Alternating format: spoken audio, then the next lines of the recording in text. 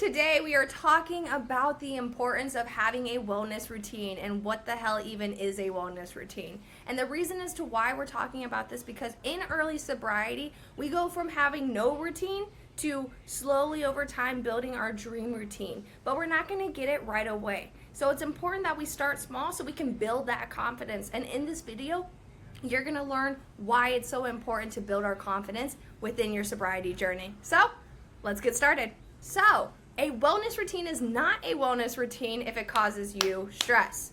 What ends up happening in the beginning is everybody wants to do so much, which is amazing to have that ambition, but also to be radically honest with yourself and say, where am I truly at? And most people, when getting started, don't necessarily know where they're at. So, what is a wellness routine? It is a schedule that incorporates all of your healthy habits, including movement, sleep, meals, work, study, social life balance, and self-care activities. The best wellness routine is different than just your normal routine because this routine incorporates you and your overall well-being, giving you the most amount of energy for the most amount of peak performance throughout the day. If you want to be like up here, and when we don't follow our routines, we fall back into old habits leading to drinking. So this is the importance of building a new routine and a new habits along the way, right? Because it's very easy to fall back into old patterns. It's extremely hard to step into our new selves.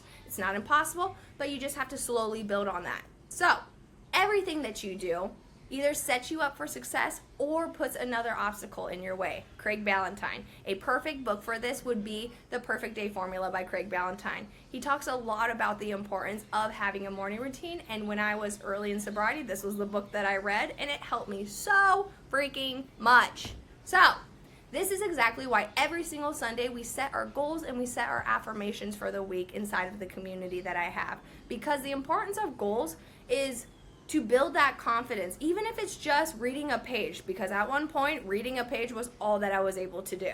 So I would read a page, and I would read a page every single day. At the end of the week, I'd read 7 pages. So you build that confidence. When that becomes easier, you're like, I'm going to read for 5 minutes. However many pages I get done is irrelevant. I'm just going to do 5 minutes. And you do that as long as it takes for it to feel natural and like something that you wake up and you do it. Same time, same place, every single day.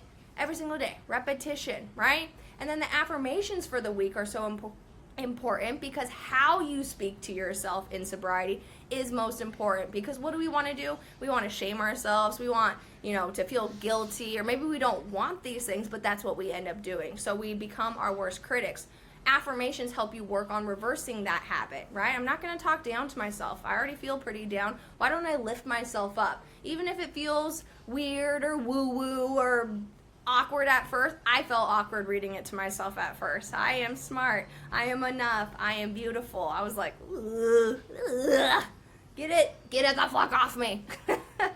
And then every single night, I take a moment to write out my plan for the next day, making sure to include the non-negotiables and the things that truly matter and that need to get done. Because success doesn't just happen.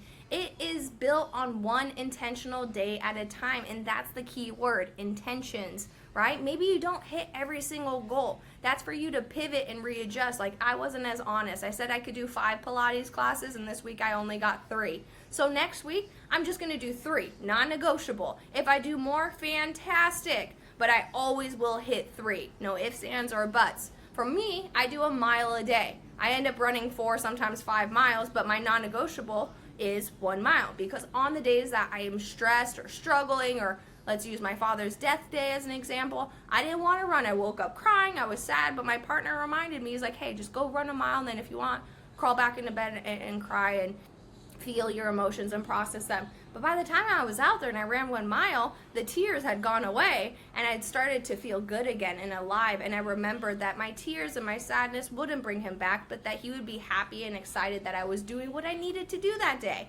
Right? So this is why we hit our non-negotiables. They are so key to success. So if you say you're going to do something, make sure it's something that you can actually do every single day, because this is a daily practice. We don't get vacations. We don't get holidays.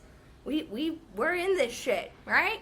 So here is my wellness routine and what it looks like. So when I wake up at 6 a.m. In the beginning, it was I'm waking up at 8 p.m. or 8 p.m., 8 a.m.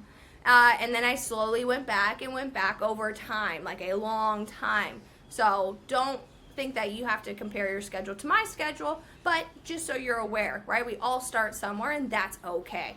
And then my non-negotiable, like I had said, I run a mile, right? Sometimes I bring the dog, sometimes I don't. Sometimes I bring my boyfriend, sometimes I don't. Sometimes I do it solo, but no ifs, ands, or buts. If it's raining, I'm in Florida, so if it's raining, pouring, I'm still going, right? And I like to do my routine in the morning because it sets me up for the most amount of success. And then when I come back, I habit stacked, right? Which just means that you stack another habit when this becomes easier. So me running and waking up became